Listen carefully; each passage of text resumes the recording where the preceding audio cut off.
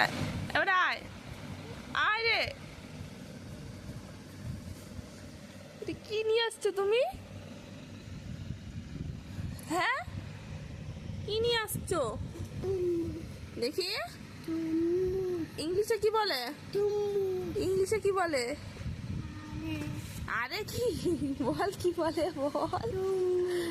এই আমি কিন্তু একটু আগে বললাম ওয়াটার মেলন। কি বলে? এই, কি বলে বলো?